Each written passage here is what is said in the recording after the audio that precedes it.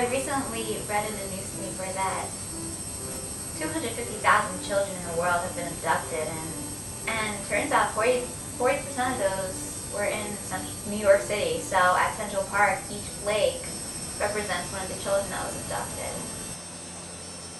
Well, first I was pretty nervous. I didn't really know what to do and stuff. Alright, well, it gets pretty easy after a while, and you just kind of give them candy and just get in your car.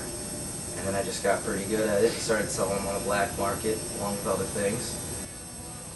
And these predators, they hide in the trees or behind rocks, and at the right moment they just go up and snatch the babies, and it's really unpredictable. It's really difficult to comprehend, but it happens.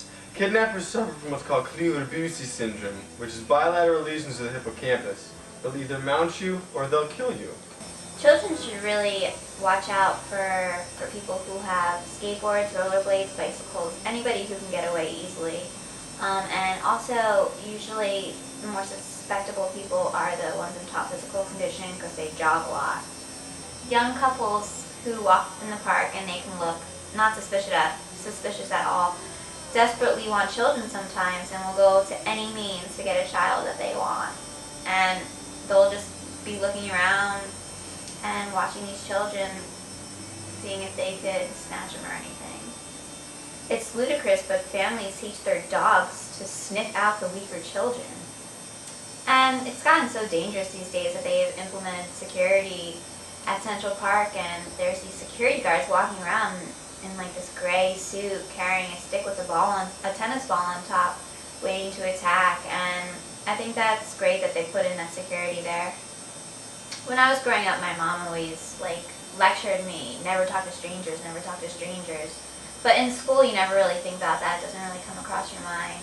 I think that the teachers of our schools lectured the kids about not talking to strangers and how dangerous it is, because these children have no idea. They're so naive, and they would never even think that something like this could happen to them. Can you talk about what a kidnapper looks like? They have long, dark hair. They sometimes tend to wear Gap t-shirts or sweatshirts. They tend to be either from upstate New York or Wisconsin, primarily. Not always, but primarily. And on occasion they're from PA or Jersey or Connecticut, but never Virginia. And they never have beards or any type of facial hair. If this rate of abduction keeps up, then sooner or later they're going to start snatching anything in sight, including elderly people, you name it.